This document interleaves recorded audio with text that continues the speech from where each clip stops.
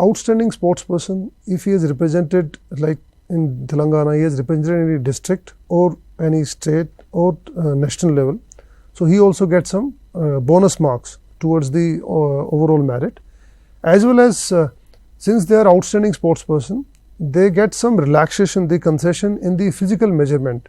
I just talked about the physical measurement test, that is height, weight and chest. So, if you are outstanding sports person and you have represented, let us say India or a state or a district, and you have obtained in the individual event, if you have obtained, if you have got some medal like gold, silver or bronze, oblique some team event, if up to the 6th position you have got, so then you get concession of around 2% in height, and then you get 5 kg concession in the weight and 3 centimeters in chest. So, also in addition to that,